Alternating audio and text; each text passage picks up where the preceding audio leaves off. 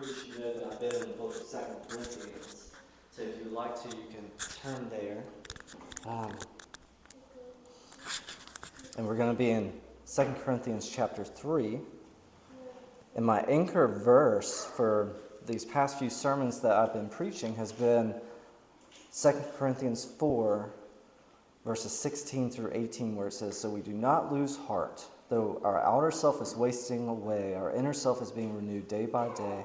For this light momentary affliction is preparing for us an eternal weight of glory beyond all comparison, as we look not to the things that are seen, but to the things that are unseen. For the things that are seen are transient, but the things that are unseen are eternal." The reason why this has been my anchor verse is where Paul says in verse 16, "So we do not lose heart." And he also says the same thing in chapter 4, verse 1. He says, "We do not lose heart. We do not lose courage. We do not lose our resolve to live the Christian life." And the reason why we don't is because of the reasons that Paul provides in chapters 1 through 3. And so again, I've preached on chapter 1 and 2, and today we're going to go through chapter 3. And it would be helpful if we actually start at the end of chapter 3 so that we know where we're headed in this message. And so in chapter 3, verse 17, it says, "Now the Lord is the Spirit, and where the Spirit of the Lord is, there is freedom.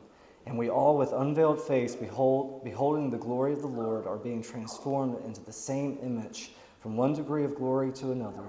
For this comes from the Lord who is the Spirit." Whenever you are in the Christian faith for a while, you begin to hear this word freedom. And a lot of it comes from this verse, from verse 17. "Now the Lord is the Spirit, and where the Spirit of the Lord is, there is freedom." And freedom means a lot of different things to different people. I think for me, where I've grown up in this country, I think about the freedom that we gained from England, from Britain, during the Revolutionary War. I think about that freedom. And so what I hope to do today is to unpack what this freedom is as it regards the Christian faith, and specifically in the context that Paul is speaking in 2 Corinthians. And so ask yourself this question. The question we need to be asking is, are we living in this freedom? The freedom that leads to the fact that we do not lose heart, where we can encounter every tribulation and trial in such a way that we view it as light and momentary. Are we living in that freedom that leads to that? Or has the devil deceived us that the cage that we're in is still locked? And so these are the questions that I want you to put on the back burner as we work our way through verses 1 through 16. And so let's read the beginning verses where it says, and this is Paul speaking, "Are we beginning to commend ourselves again, or do we need, as some do, letters of recommendation to you or from you? You yourselves are our letter of recommendation, written on our hearts, to be known and read by all. And you show that you are a letter from Christ delivered by us, written not with ink, but with the Spirit of the living God, not on tablets of stone, but on tablets of human hearts." And so remember, I've provided some context in the past few Sundays, but much of 2 Corinthians is Paul defending his apostleship and his ministry. Because remember, Paul was not just a church planter. He planted the Corinthian church, but he was also a missionary. And so he did not remain in any one church for longer than a few months or a few years. And so upon Paul's departure from the Corinthian church, sometime after that, these false apostles began to come into the church, and he would describe them as these super apostles. They were very showy and very elegant in their speech. And they began accusing Paul of not being a true apostle of Jesus Christ and that his ministry was not legitimate. And so in the opening passages of chapter 3, Paul is asking this rhetorical question: are we beginning to commend ourselves again? Or do we need, as some do, letters of recommendation to you or from you? Remember that whenever you apply for a new job, oftentimes you have to list your references so that these references can send a letter of recommendation commending your character and your ability to do a certain job. And Paul is asking, do I need this? And it's a rhetorical question, and the answer is no, you don't need this. And Paul explains and provides that the Corinthian church is his letter of recommendation. Namely, he provides that his readers, the Corinthian church, and the transformation that they have experienced in their lives is the proof of his ministry and proof that he is a legitimate apostle of Jesus Christ. He provides that his readers and the transformation of their lives is the proof of his ministry. And not that it comes from him, but it comes from God through Christ. And we see that in verse 4 where he says, "Such is the confidence that we have through Christ toward God. Not that we are sufficient in ourselves to claim anything is from us, but our sufficiency is from God, who has made us sufficient to be ministers of a new covenant, not of the letter, but of the Spirit. For the letter kills, but the Spirit gives life." And so remember, one thing that is good to keep in mind is that God does not boast in the things that man boasts in. So as I read this, I think about Paul, and I think of how he has these super apostles in mind, and how they boast in their elegant speech, in their strength, in their wisdom, in their status or their power. And Paul has this in mind, and he knows that God does not boast in these things. And he's going to attempt to explain to the Corinthian church that God truly does not boast in these things. Furthermore, Paul will attempt to explain the nature of the new gospel ministry, the new covenant ministry, and the veiled or hidden nature about it. Because Paul, there wasn't anything special or outwardly showy about his appearance or about his speech. And so I think about the Corinthian church, how they could possibly be deceived by these super apostles. As they look at Paul's life, they see weakness. They don't see the things that these showy super apostles were exhibiting. And Paul is going to attempt to explain why this is, why his ministry seems to be weak. He's going to attempt to explain the veiled or hidden nature of it and why it doesn't appear glorious in the immediate. Some of you may be familiar with this, anyone who has hidden Colossians chapter 3 in their heart, the opening passages. We read in chapter 3 of Colossians, verse 3, it says, "For you have died, and your life is hidden with Christ in God." When it comes to the Christian faith, there is a hidden nature about it. There's this nature about it that is now, and yet it's still not yet. We are receiving the things of God, but it has not come to its full completion yet. You've heard me provide this illustration before. When you sign the papers for a mortgage, you get to live in that home, but that home is not yours yet. You're living in it now, but it's not yours yet. And that's one way that you can see the things of God in the Christian faith. We receive these things, but they have not come to their full completion yet. And Paul is going to attempt to explain this in the coming verses.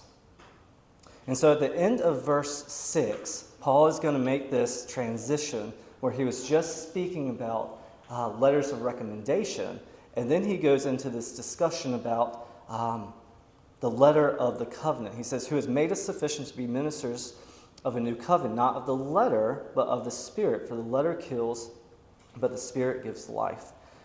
It's here that Paul is going to begin to make he's going to distinguish between the old covenant ministry that is found in the Old Testament that was given through Moses and the new covenant ministry that was given through Jesus. And so we're going to unpack that a little bit today, but for the younger folks in the audience, in the congregation, I know it has been helpful to me where Brother Bo or Pastor Bo, he described the Old Covenant in this way, the covenant of the law. He said that it could be described as do this or die. And the new covenant is described in this way, trust me, trust in Jesus, and try. And so the Old Covenant, again, is do this or die, and new covenant, trust me, trust in Jesus, and try. And so before we unpack verses 7 through 11, it would be helpful to answer the question why God did it in this way. Why not just send Jesus to the Old Testament back in the time of Moses and establish the covenant ministry of the Spirit back then? Why did God establish the first covenant of the law? The best answer I have for this, of why God established the law in the first place, if he was going to ultimately replace it, is this. Remember that in the garden, Micah preached on this several weeks ago, Adam and Eve, they were created to live in relationship to God, but they insisted on going their own way. They insisted on partaking of the forbidden fruit from the tree of the knowledge of good and evil. And as best as I can understand it, this fruit that they ate, it provided them the ability to decide for themselves what is right and wrong.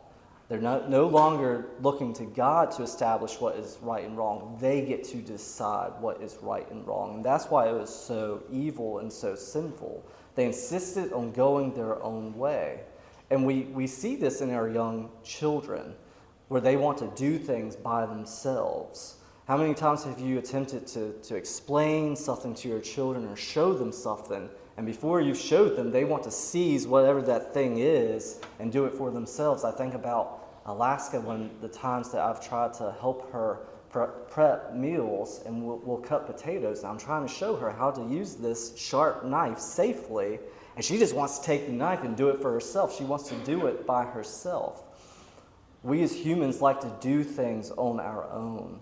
We also see this in teenagers, that as they grow and they begin to experience freedom, they want more and more of that freedom. They insist on living their own way, not realizing all the things that go into being an adult.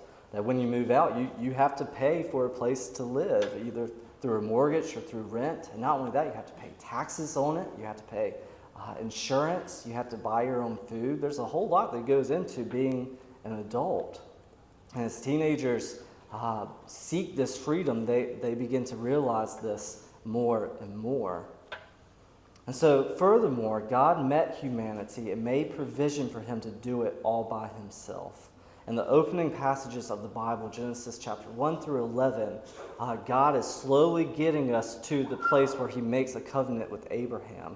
And what you see in those 11 chapters, and understand there's hundreds of years passing in those 11 chapters, and man continues to insist on doing things his own way, continually. And you see this downward spiral of humanity and depravity, where we insist on doing things by ourselves, and it does not turn out well.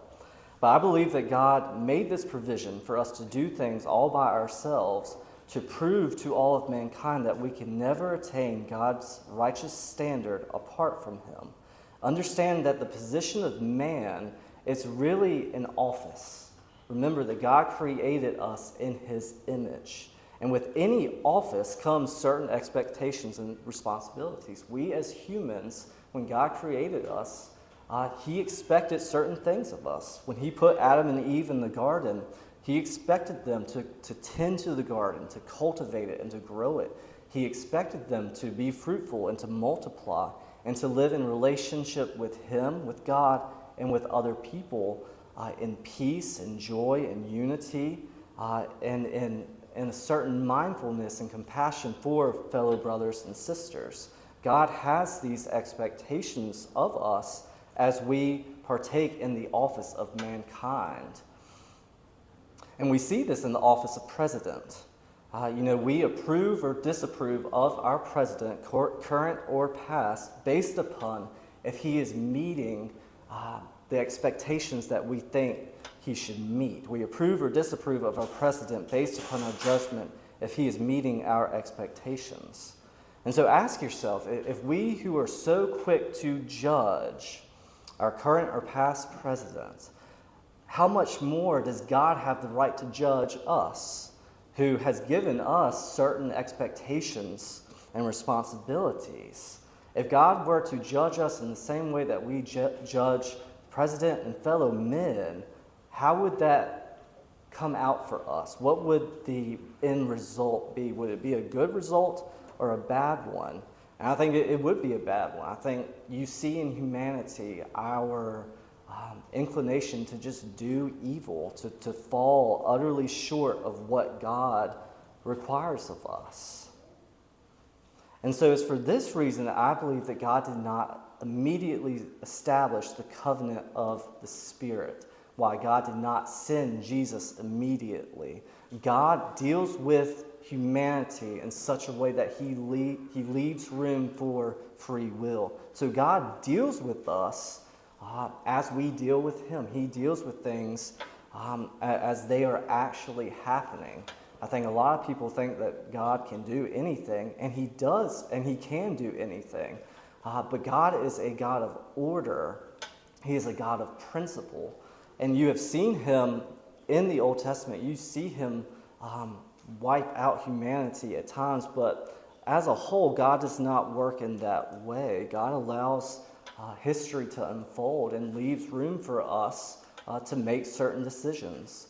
And so since we decided to go our own way, God made provision for us to go our own way, to show us that we can't do it apart from him. And that's the best answer I have for why God would establish it this way, so that he would prove to us that we can't do it on our own apart from him. And so we read in verse 7 of 2 Corinthians chapter 3, Paul is going to begin to describe the old covenant ministry given through Moses. He says, "Now if the ministry of death, carved in letters on stone, that is the Ten Commandments and everything that came with it, came with such glory that the Israelites could not gaze at Moses' face because of its glory, which was being brought to an end, will not the ministry of the Spirit have even more glory? For if there was glory in the ministry of condemnation, the ministry of righteousness must far exceed it in glory. Indeed, in this case, what once had glory has come to have no glory at all, because of the glory that surpasses it. For if what was being brought to an end came with glory, much more will what is permanent have glory." Even as I read that, there's a cloud over that, I think, where we're like, what is all of that about? So I hope with God's help that I can explain some of this. Again, Paul is making distinctions between the Old Covenant and the New Covenant, but he's also going to call out certain similarities. To explain this rightly, I have to provide a quick history lesson about the Exodus, about Moses leading the Israelites out of Egypt and when God established this first covenant. So we're going to go through this pretty quickly. In chapter 19 of Exodus, this is after Moses has led the Israelites out of Egypt into the wilderness. God calls Moses to Mount Sinai to ascend it, and it's here that God delivers to Moses the law of the covenant. And in chapter 24, verse 3, the people agree to that covenant. Understand that in marriage, two parties, a husband and wife, they are agreeing to certain terms. And at the end of these terms being spoken, you will see the pastor, the minister, asking one another, will you proceed in this? And the husband and wife will say, I will, or I do. And so in chapter 24, verse 3, the people agree to God's terms, that they will abide by his law, his instructions, and as a result, God will bless them and will be their God. But it's not that much time passes after this, that in chapter 32, verses 1 through 6, you see the people breaking the covenant. And we're not talking years passing, we're talking potential days or even months after God has established this covenant and the people agree to it. And it'd be good for us to actually see them agreeing to it. Chapter 24, if you want to turn there, verse 3.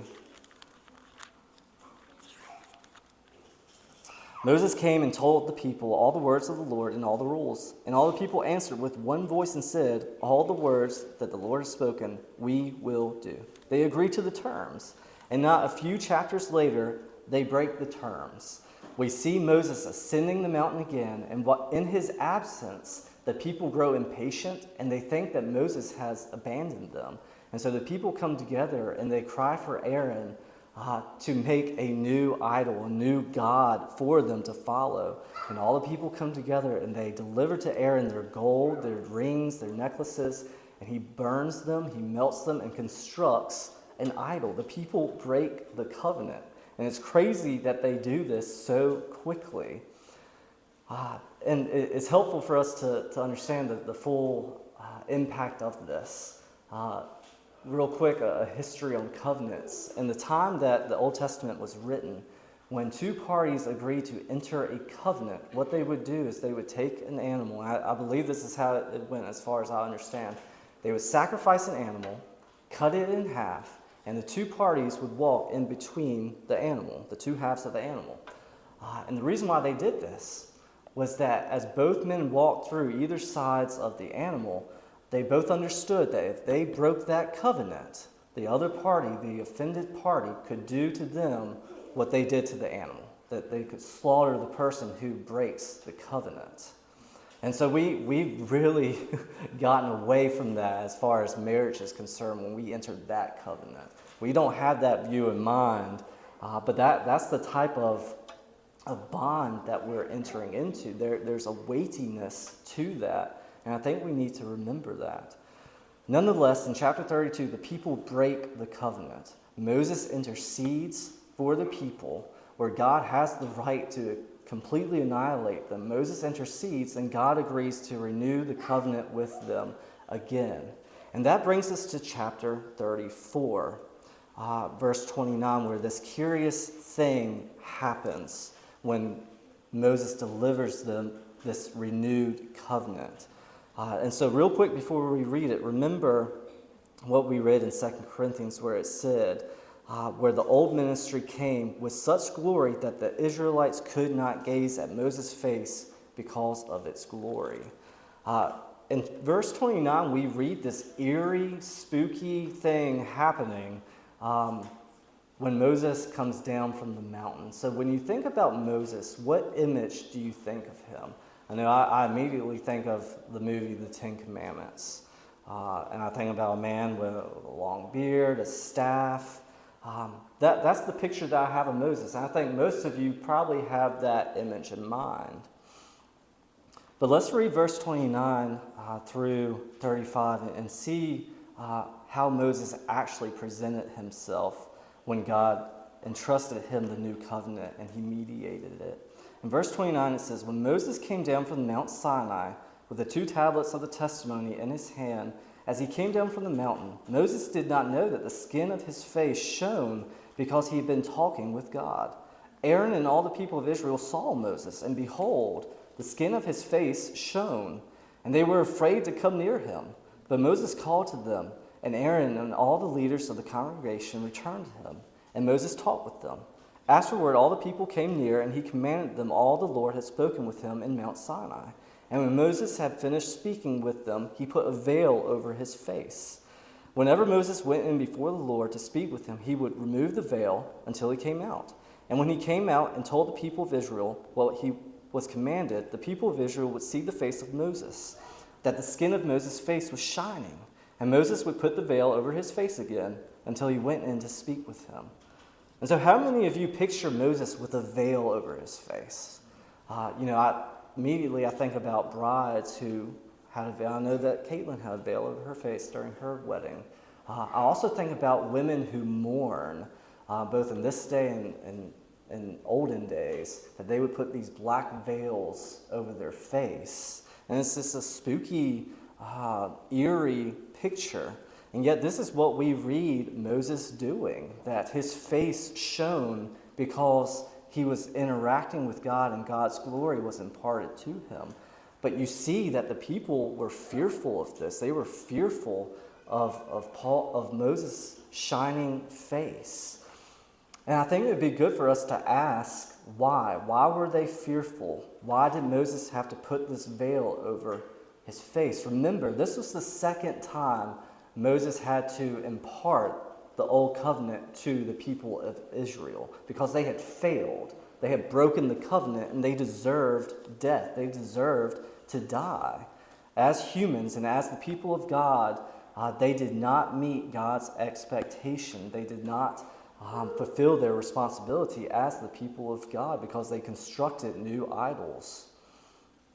And so this is the second time God had to renew the covenant with them. And so I believe the Israelites knew that they did not measure up and that they deserved death. Understand that in the presence of light, we can see things that aren't immediately evident. And so in the presence of light, the Israelites were made aware of their sinful imperfection. And this is not just true of the Israelites. I think this is true of all of humanity. In John chapter 3, verse 19, this is what Jesus says. He says, "And this is the judgment. The light has come into the world, and the people loved the darkness rather than the light because their works were evil. For everyone who does wicked things hates the light and does not come to the light, lest his works should be exposed." In the presence of light, the Israelites were made aware of their sinful imperfection. And in the presence of that, they knew that they deserved death. When they saw Moses' face and saw that light, it shone on them and revealed just how far they had fallen short. And they knew that they deserved death. And they didn't want to keep that in front of them. They wanted to get that as far away from them as they could, I believe, because many of them, they wanted to go their own way, and they preferred to do things in their own way apart from God. And so without light, the light of revelation and truth, we think we can avoid judgment and condemnation. And such darkness that we enter in, it leads to cold, icy, stony hearts.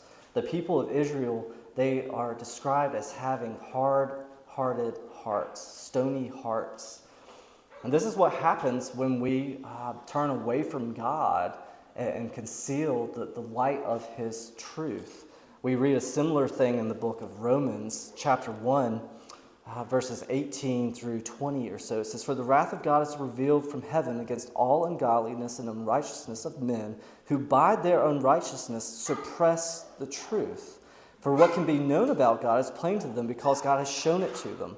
For His invisible attributes, namely His eternal power and divine nature, have been clearly perceived ever since the creation of the world, and the things that have been made, so they are without excuse. For although they knew God, they did not honor Him as God or give thanks to Him, but they became futile in their thinking, and their foolish hearts were darkened." And so there's this relationship between light and truth. And whenever you read of light in the Bible, of light coming into the earth, it's really speaking of the light of truth, that it sheds light upon reality, what is real. And what the Word of God reveals is that we as humans are all too eager to push that light away. If a light is too bright in the morning, if there's a lampstand and a light on it, and that lamp is too bright, you either turn it off or you put something over it because it's too bright. And I think the light of truth can be that way for us, that when we come into the presence of God and His glory and His light shines upon our lives, I think it is hard for us at times to reckon just how far we have fallen short of God's righteous standard. And it's crazy to me that we as humans, we would rather live in a lie. We would rather live in darkness than deal with reality as it actually is. I think about people today that describe other people as hateful. I think about hate speech. But in reality, I think a lot of times some people just hate the truth. And that's not to say that some people are hateful. I think some people deliver certain messages in a hateful way, a way of condemnation. But I think there is the flip side of it, that a lot of people in the world just hate truth because it says to them that they have to change or they have to come under the condemnation of God. And they would rather live in the darkness and not have to deal with that, thinking that they can avoid judgment and condemnation. I think about children. These things come out in children all the time. Children, when they are afraid, what do? They cover themselves with a blanket as if it could make the scary thing go away. And it doesn't. The scary thing is still there. You just can't see it. We as humans do the same thing, thinking that we can hide from God, all the while God is looking at us. knowing that we are under the blanket and that we will come under his judgment at some time. And so such darkness leads to cold, icy, stony hearts. And so remember, I think the reason why God did it this way, that he imparted the law of the covenant first, or the covenant of the law first, was to show this, was to prove to mankind that we cannot do it apart from him. That we cannot do it apart from him. And so this is one reason why the people of Israel instructed Moses to put the veil over his face, so that they would not have to deal or reckon with the fact that they deserved condemnation and death. And God allowed Moses to put the veil over his face, as we will see, because there's a few other reasons why this veil was present over Moses' face. And we read in verse 10 and 11 says, "Indeed, in this case, what once had glory has come to have no glory at all because of the glory that surpasses it. For if what was being brought to an end came with glory, much more will what is permanent have glory. Since we have such a hope, we are very bold, not like Moses, who would put a veil over his face so that the Israelites might not gaze at the outcome of what was being brought to an end, but their minds were hardened." Now stop right there. In those passages, there's two more reasons why God allowed Moses to put the veil over his face. One reason is because God, in his foreknowledge, knew that he was going to bring forth the new covenant, the covenant of the Spirit. He knew that he was going to do this. And so part of the reason why God allowed for Moses to put the veil over his face was because part of the nature of that covenant that had glory, it was fading. So underneath the veil where Moses' face was shining, the people of Israel did not see that his face did not continue to shine, that Moses would have to continually go up the mountain, spend time with God, have that glory imparted to him, and come back down where they would see it, and they would see him put that veil back over their face. This just speaks to the fact that God, in his foreknowledge, saw that this old covenant would not last forever. And that's, again, the reason why I think that God did it this way, because he knew that humanity as a whole, over thousands of years, we had to grow and come to the place where we knew and know that we can't do it apart from him. We had to fail so many times so that we come to the point and realize we can't do it apart from God. That's one reason. But there's also a third, more curious, mysterious reason why. In verse 14 we read, "But their minds were hardened." Remember, when we turn away from God and away from light, our hearts, they become cold and hardened. And something mysterious happens in this. God is making provision through the people's rebellion, through Israel's rebellion. And you see this in Romans chapter 11, verse 25. We don't have time to unpack all of this, but just so that I can provide some of it. It says, "Lest you be wise in your own sight." And Paul is speaking to Gentiles, to us. "I do not want you to be unaware of this mystery, brothers. A partial hardening has come upon Israel until the fullness of the Gentiles has come in. And in this way, all Israel will be saved." And so God, in his foreknowledge, I think he knew about humanity. He knew about Israel, and that his people that he chose, that they would go their own way and experience a hardening of heart. And it's through that Paul explains that the Gentiles are being grafted in. When God made a covenant with Father Abraham, the father of the Israelite nation, he told Abraham that the nation of Israel, his descendants, would be a blessing to the entire world, because it's from Abraham that came the line of Jesus. That's where he came from. And it's in this way that God is grafting in the Gentiles into the Israel family. You think about this in plants. I can't do it, but apparently you can do this, that you can make an incision in plants and graft in a foreign plant into another plant. Like I said, I've never seen this done, but I know that it can be done. And Paul provides this illustration in verses 13 through 24, where we are being grafted into the Jewish family through Jesus. And so that's a third reason why God made provision for Moses to put the veil over his face, because he knew that through this and through the hardening of the Israelites, that the Gentiles would ultimately come into God's family. And so that answers the question of why the veil. I think it has to do with the fact that the people were fearful and that they did not want to reckon their own judgment and condemnation. And so let's continue on with the last of this passage, because we're almost done. And so verse 14 says, "But their minds were hardened, for to this day when they read the Old Covenant, the same veil remains unlifted, because only through Christ is it taken away. Yes, to this day, whenever Moses is read, a veil lies over their hearts. But when one turns to the Lord, that is Jesus, the veil is removed." Remember, the intended purpose for the law and the example of Israel, where they were given the law, they were given the covenant, and they continue to break the covenant time and time again. The intended purpose for this is to reveal man's need for a Savior, that we cannot do it on our own. But throughout the New Testament, Jesus speaks of the Old Covenant, the law, being a stumbling stone. And the reason why the law is considered a stumbling stone is when one receives the law thinking that they can do it on their own. The reason why the law is considered a stumbling stone is thinking that you can fulfill the law by yourself apart from God. And this breeds works righteousness. It breeds a false security in self. It breeds pride. Because all of us know it feels good to succeed. We like to succeed. We like making plans, setting out to fulfill those plans, and succeeding in them. It feels good for people to say to us, "Good job." When people give us a standard, we like to fulfill that standard, say that we did it.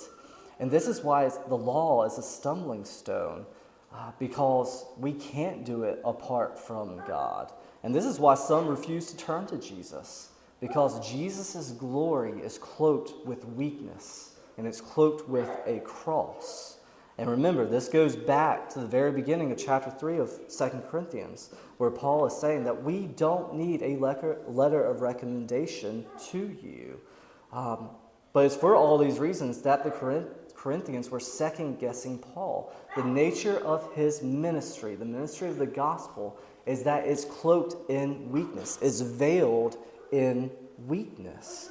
And Paul explains that all of this is to show that the ministry of the new covenant of the Spirit of Jesus Christ is not from man, but from God. And so Paul has just explained the nature of the old covenant, and he's explained the similarity, that in the same way that the old covenant was veiled, the new covenant is also veiled in a mysterious way, that right now it's cloaked in weakness and by a cross. And the cross always meant shame. The people of the Bible, when they viewed the cross, they knew that it was a symbol of shame. And so as the Christian faith, our symbol is the cross. And we lose that. We don't always see how the cross of Christ, it is an image of weakness and shame. All of this to show that what we exhibit in our life is not from us, but from God.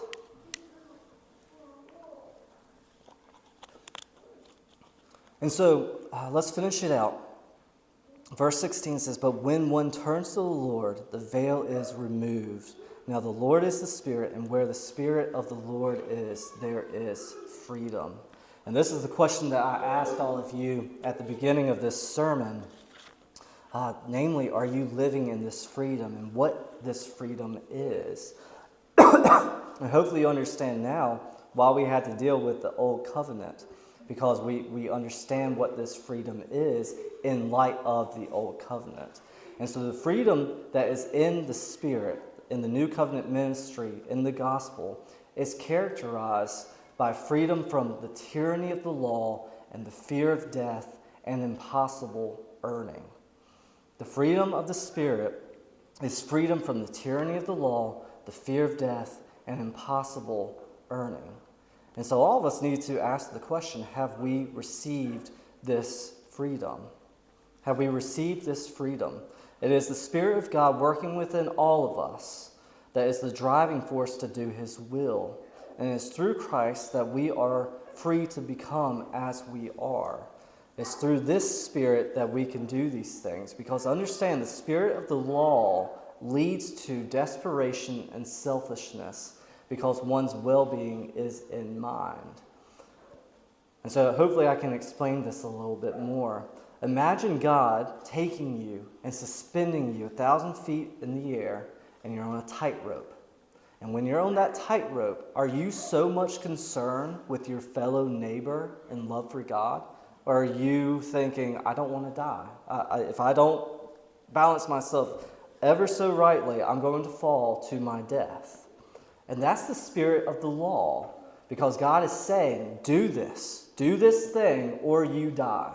If you do not meet my righteous standard, if you do not fulfill your office, you will come under my condemnation. That condemnation is death. We as humans are stewards of the earth and representatives of God. And when we don't represent Him rightly, we are deserving of death because we profane His name. Another way that we can, or in another place that we see this is when we drive. When we drive, we have certain laws to keep ourselves and other people safe. But what happens when a cop pulls in behind you? Not to pull you over, he's just driving behind you. What happens in your heart? Are you driving in an easy-go-lucky way, or are you kind of fearful that he might pull you over? And so when that cop is following you, and mind you, his lights aren't on, he's just driving. Are you so much concerned with the safety of your fellow men, or are you concerned with not getting in trouble? That's the spirit of the law. When we partake of the law, or the law of the Old Covenant, that's what the people were under. The law was the same. Jesus summarized the law as love God and love your fellow men. But when we are in the spirit of the law, we are always under that watchful eye of God, knowing that if we don't succeed in fulfilling His law, we deserve death. That is what the spirit of the law breeds. And so that's why we read in verse 17, now the Lord is the Spirit, and where the Spirit of the Lord is, there is freedom. Because that is the new covenant that God has imparted to His people.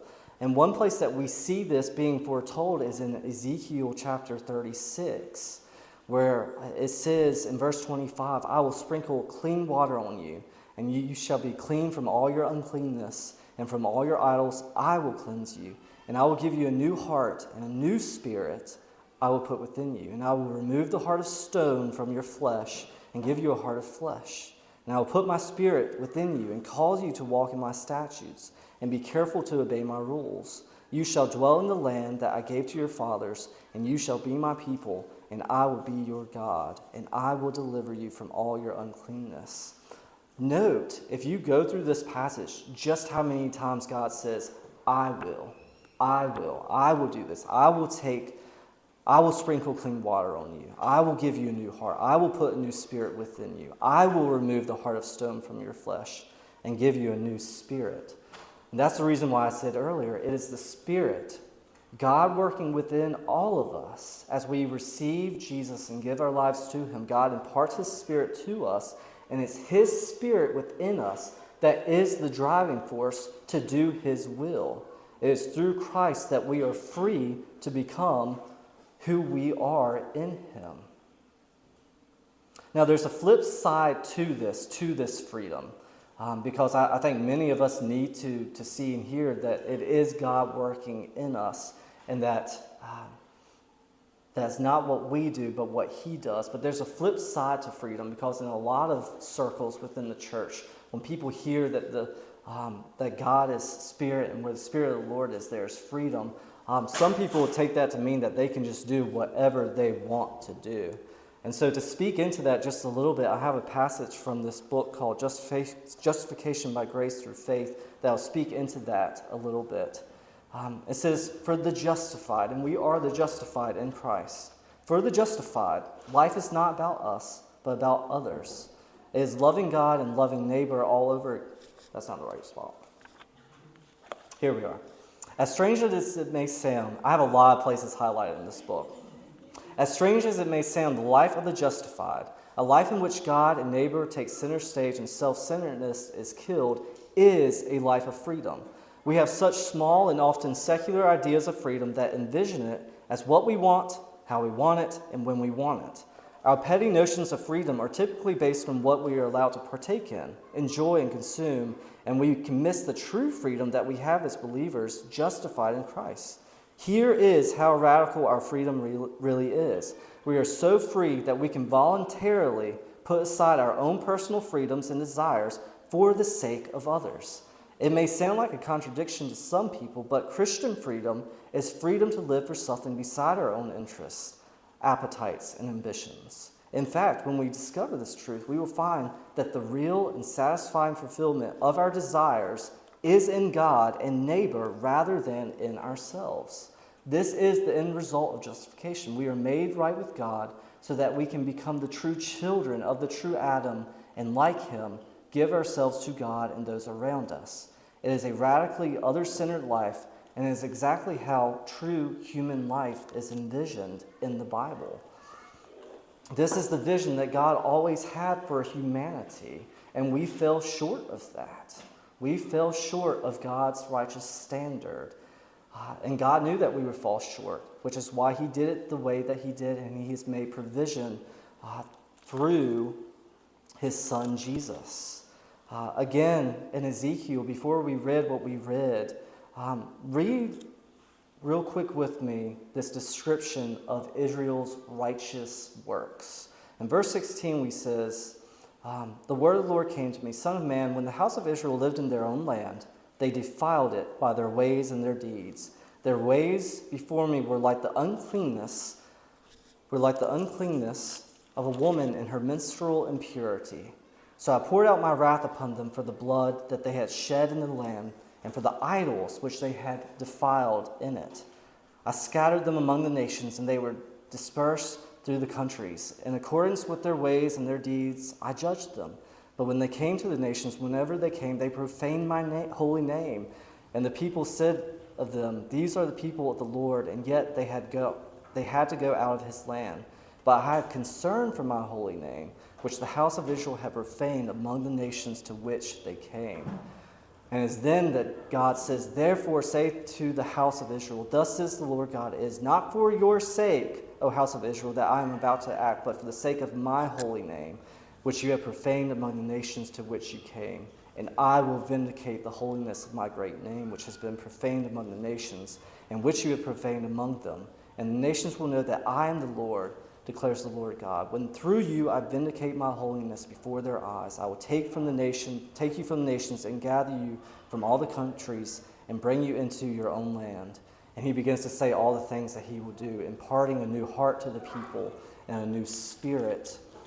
And it's through that spirit that we receive what Jesus did for us, God fulfilling the law through Jesus. And as we believe in him, what Jesus did, it changes places where God imputes Jesus' righteousness to us.